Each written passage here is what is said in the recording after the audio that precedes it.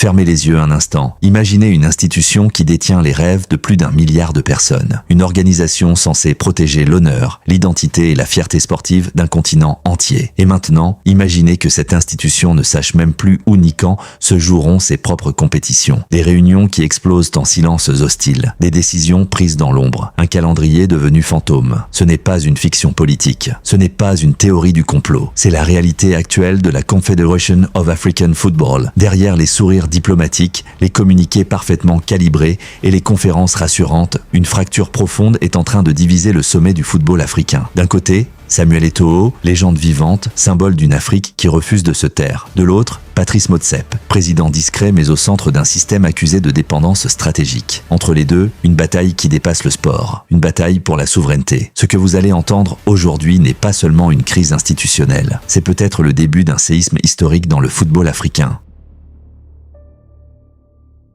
Imaginez une institution qui pèse plus d'1 milliard de personnes, mais qui aujourd'hui est incapable de dire où et quand auront lieu ses propres compétitions. C'est à peine croyable, on ne parle pas d'un petit comité de quartier là. On parle d'un pouvoir continental, un pouvoir qui est aujourd'hui au bord de l'implosion. Et pourtant, il y a à peine quelques semaines, on nous servait en boucle le narratif de la meilleure Coupe d'Afrique de l'histoire. Une façade parfaite. Mais que se passe-t-il vraiment quand les lumières s'éteignent au Caire ? Ce qui se passe, c'est une guerre de pouvoir. Une guerre feutrée, silencieuse, mais absolument totale. Nous, on a eu accès à des comptes rendus qui sont hallucinants. C'est-à-dire ? Ils décrivent les réunions du comité exécutif, non pas comme des assemblées, mais comme de véritables champs de bataille. Les ordres du jour ne sont jamais terminés. Jamais. Jamais. Et la tension est telle que des figures majeures, je pense au Marocain Fouzi Lekdja, qui est quand même un poids lourd, Un membre du conseil de la FIFA, oui. eh bien, il ne se déplace même plus. Il se connecte en visioconférence. Ce qui, en langage diplomatique, est un message d'une violence inouïe. C'est une façon de dire « je suis là, je vous surveille, mais je ne m'assois pas à votre table, je ne cautionne plus ». Exactement.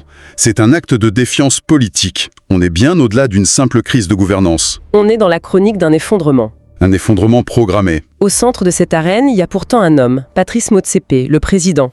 Un milliardaire sud-africain, un homme d'affaires au succès, lui, incontestable. Comment un personnage de ce calibre peut présider à un tel chaos ?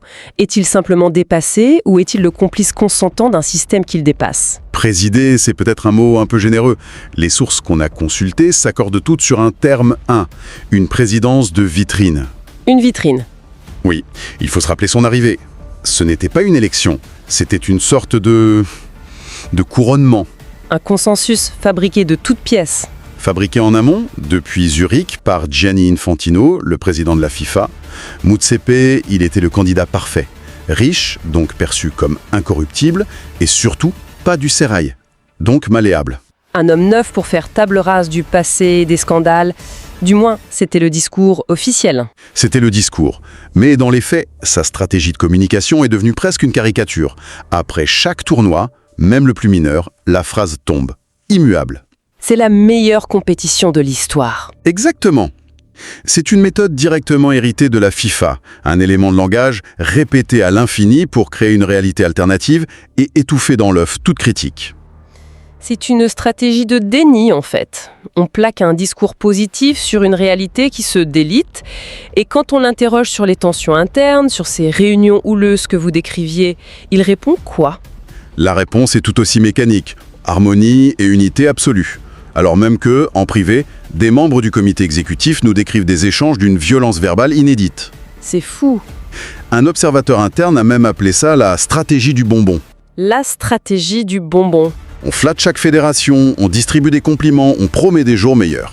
Mais ce management par la flatterie, complètement déconnecté, ne prépare qu'une seule chose. La perte de souveraineté, la vassalisation totale du football africain par des intérêts qui, au fond, ne sont pas les siens. Vous avez mis le mot juste, c'est exactement ça. Mais cette vassalisation, cette influence de Zurich que vous évoquez, elle ne peut pas être qu'abstraite. Elle doit s'incarner. Il doit y avoir un homme, un agent d'influence sur le terrain au Caire.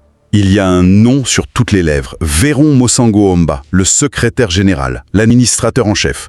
Lui, il n'est pas du tout perçu comme un serviteur du football africain. Non. Il est vu comme l'œil de Zurich, une courroie de transmission suisse, pour reprendre les termes d'un président de fédération. Son parcours est d'ailleurs assez éloquent. Il a passé l'essentiel de sa carrière à la FIFA dans l'entourage direct d'Infantino. Donc le lien est direct. Mais au-delà des perceptions, il y a des faits concrets qui appuient ça.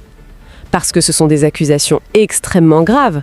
On parle de mise sous tutelle. Les faits sont, pour le dire poliment, troublants. Viran Mozingo occupe son poste alors qu'il a dépassé la limite d'âge fixée par les statuts de la CAF. Oui, Depuis plus d'1 an. pardon. Mais c'est une blague. Non. C'est une violation frontale des règles de sa propre institution. Et personne au comité exécutif n'ose soulever le problème publiquement. C'est une situation qui rend fou certains membres historiques. C'est incroyable.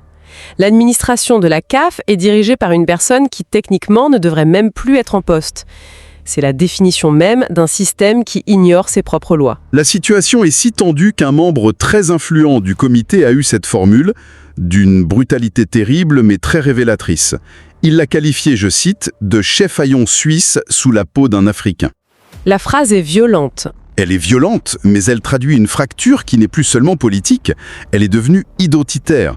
On assiste à la mort lente de l'idée fondatrice même de la CAF. Qu'est-ce que vous entendez par là? Qu'était cette idée fondatrice? Le panafricanisme.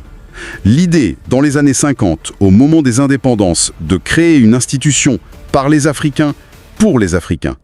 Un instrument de fierté, d'émancipation, indépendant des anciens pouvoirs coloniaux. Et ce qu'on observe aujourd'hui, c'est l'exact opposé? L'exact opposé. Une perte d'autonomie stratégique totale au profit de Zurich. D'accord. Donc, si le pouvoir officiel est une vitrine et que l'administration est pilotée depuis la Suisse, qui dirige réellement la CAF au quotidien? Qui tire les ficelles sur le continent? Ce que nos sources décrivent, c'est une sorte de cogestion informelle, un directoire à 3 têtes. Un triumvirat. Un triumvirat d'influence, oui. Le Maroc, l'Afrique du Sud et la République démocratique du Congo. Chacun avec ses propres leviers. Détaillons un peu. Le Maroc, son influence est évidente, elle n'a cessé de croître. Le Maroc a joué un coup de maître stratégique. Face à la défaillance de nombreux pays incapables d'homologuer leur stade, Rabat a offert d'accueillir leurs matchs internationaux. Du soft power à l'état pur. Exactement. Et en faisant ça, le royaume a accumulé un capital politique et une dette de reconnaissance immense.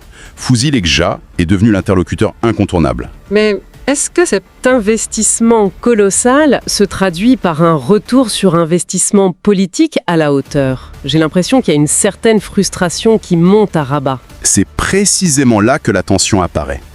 Rabat a beaucoup donné, mais a le sentiment de ne pas recevoir assez en retour. Et inversement, le reste du continent commence à craindre une forme d'hégémonie marocaine. Une tension qui finit par exploser. Elle a explosé sur un terrain de foot, de manière inattendue. La finale de la Coupe d'Afrique des moins de 17 ans entre le Sénégal et le Maroc. Ah oui, je me souviens. Ce n'était pas un simple match. Pour le camp sénégalais, et plus largement pour tout le bloc subsaharien, c'était une revanche. Une revanche sociale et politique contre ce qui est perçu comme l'axe des puissants. La joie après la victoire, c'était un message qui dépassait de loin le sport. Fascinant. Et les deux autres membres de ce triumvirat, l'Afrique du Sud et la RDC. L'Afrique du Sud, c'est la puissance diplomatique. Le pays de Motsepe, un poids lourd de l'Union africaine. Leur influence est plus institutionnelle, plus discrète. La RDC, elle, c'est un pôle d'influence majeur en Afrique centrale. Avoir Kinshasa avec soi, c'est s'assurer un bloc de voix. D'accord. On a donc un pouvoir officiel affaibli, une administration sous influence et une direction officieuse. Et pendant ces jeux de pouvoir, le football, le sport en lui-même, celui des joueurs et des joueuses, qu'est-ce qu'il devient? Il est traité comme la dernière des priorités, avec un mépris qui est pour le coup assez sidérant. L'exemple le plus flagrant, c'est la Coupe d'Afrique des Nations féminines. Alors là, On est à quelques mois de l'échéance supposée, et à l'heure où l'on parle, il n'a aucune date. Rien. Le vide absolu. mais comment est-ce possible? Les joueuses, les sélections, ils sont dans le noir complet? Totalement. Des infos persistantes indiquent que le Maroc, pays hôte, aurait demandé un report, mais rien d'officiel. Les joueuses, qui sont pro en Europe pour beaucoup, ne peuvent pas planifier leur saison. Elles sont traitées comme de simples variables d'ajustement. C'est une négation pure et simple du football féminin de haut niveau. Et pour la CAN masculine, le joyau de la couronne, c'est plus clair? À peine. L'édition 2027, attribuée au trio Kenya, Ouganda, Tanzanie, est déjà en grand danger. Les retards sont colossaux et le Kenya traverse une crise politique qui paralyse tout. Et 2028? 2028, c'est un trou noir. Aucun hôte, aucune date, aucune visibilité. L'institution navigue à vue. Et au milieu de ce chaos, une rumeur insistante circule. Une idée qui serait une véritable révolution ou une trahison pour certains. Passer la CAN à un rythme de 4 ans. C'est plus qu'une rumeur, c'est un projet très avancé. Et beaucoup, au sein des fédérations, le perçoivent comme une commande directe de la FIFA. L'objectif n'aurait rien à voir avec le football africain. Ah non. Il s'agirait de libérer de l'espace dans le calendrier pour la nouvelle Coupe du Monde des clubs, le projet pharaonique et très lucratif de Gianni Infantino. Ce qui veut dire en clair qu'on sacrifierait la compétition la plus prestigieuse d'Afrique pour faire de la place à une nouvelle compétition de la FIFA. C'est l'interprétation qui domine, oui. La CAN sacrifiée sur l'autel des intérêts commerciaux de Zurich, et le tout sans la moindre consultation des 54 fédérations. La décision serait imposée d'en haut. Face à ce tableau, une présidence fantasque, une administration exogène, des compétitions à la dérive, on s'attendrait à une révolte. Est-ce que tout le monde se tait? Non. Une voix refuse de se taire. Une légende. Et sa prise de position a tout changé. Il s'agit de Samuel Eto'o. Ah! L'affrontement ouvert entre Eto'o, président de la fédération camerounaise, et le système Motsep, c'est sans doute le point de non-retour de cette crise. Que s'est-il passé exactement? Il y a eu un conflit entre le Cameroun et la CAF.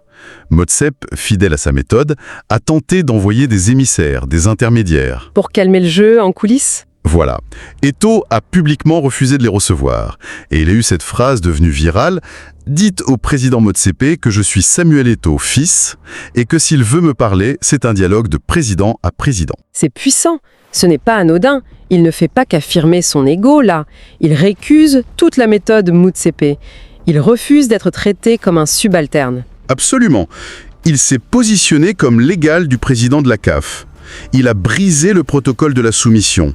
Et en faisant ça, il s'est transformé en porte-voix pour tous les présidents de fédération qui, en privé, n'en peuvent plus, mais n'osaient pas parler. C'est une revendication de souveraineté, en somme. Le retour de l'idée que le football africain doit être dirigé par des Africains pour des Africains. C'est exactement ça l'enjeu. Quand un homme avec l'aura et le réseau de Samuel Eto'o passe de la critique à l'action politique directe, l'équilibre des forces est complètement bouleversé. Il a créé une brèche. Alors, en résumé, on a une institution qui a perdu sa tête, son administration et maintenant son calendrier. L'édifice semble sur le point de s'effondrer. Quelles sont les options, Edumine? Une réforme profonde ou l'implosion? Je pense que la confrontation initiée par Eto'o n'est pas la fin de l'histoire. C'est le prologue, le début d'une recomposition brutale du pouvoir sur tout le continent. On va assister à une clarification des positions entre les loyalistes et les souverainistes. La vraie question n'est donc peut-être plus de savoir si la CAF, dans sa forme actuelle, peut être sauvée, mais plutôt de savoir si nous assistons en direct à la naissance douloureuse d'une véritable révolution pour l'indépendance du football africain ou au dernier acte de sa recolonisation par les intérêts d'un football globalisé.